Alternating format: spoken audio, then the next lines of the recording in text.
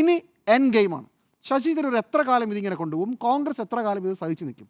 കോൺഗ്രസ് സംബന്ധിച്ചിടത്തോളം ഒരു തവണ കൂടി MP ആക്കിയ ശശി തരൂർ തിരുവനന്തപുരത്ത് നിൽക്കുമ്പോൾ ഒന്നും ചെയ്യാനാവില്ല എന്നുള്ളത് കോൺഗ്രസ് നിസ്സഹായതയോടെ മനസ്സിലാക്കുകയാണ്. പക്ഷേ ശശി തരൂരിന് മുമ്പിൽ ഒരുപാട് ഓപ്ഷൻസ് ഉണ്ട്. നോക്കൂ, ഒരു നിയമസഭാ തിരഞ്ഞെടുപ്പ് വരികയാണ്. ശശി തരൂർ കോൺഗ്രസിൻ്റെ ഡൽഹിയിലെ ഒരു പ്രധാനപ്പെട്ട പരിപാടിയിലും പങ്കെടുക്കില്ല എന്ന് മാത്രമല്ല, അതേ ദിവസം BJPയുടെ എന്തെങ്കിലും പരിപാടി ഉണ്ടെങ്കിൽ, എന്ന് വെച്ചാൽ BJP സർക്കാരിൻ്റെ, അവിടെ പോയി അവർ കൈയടിക്കുന്ന പരിപാടി ചെയ്തുകൊണ്ടിരിക്കുകയാണ്.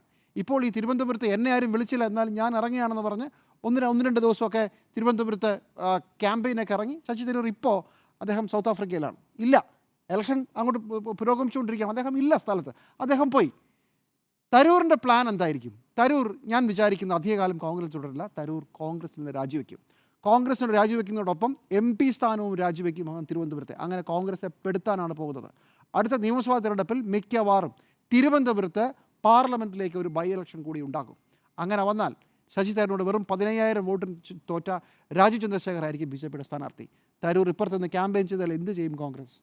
അങ്ങനെ ഒരു മാസ്റ്റർ പ്ലാനിലേക്കാണ് കാര്യങ്ങൾ പോകുന്നതെന്നാണ് ഞാൻ കരുതുന്നത്. തരൂർ അതുകൊണ്ടാണ് ഇത്ര കാര്യമായി കോൺഗ്രസിൻ്റെ പിന്നെ ചൊറിയാൻ പറ്റുന്ന എല്ലാ അവസരങ്ങളിലും, കോൺഗ്രസിനെ കളിയാക്കാൻ പറ്റുന്ന എല്ലാ ദിവസങ്ങളിലും, കോൺഗ്രസിനെ അപമാനിക്കാൻ പറ്റുന്ന എല്ലാ മുഹൂർത്തങ്ങളിലും അത് വിടാതെ പ്രയോഗിച്ചുകൊണ്ടിരിക്കുന്നത്. തരൂരിൻ്റെ പ്ലാൻ എൻ ഗെയിമിലേക്ക് അടുക്കുകയാണ്.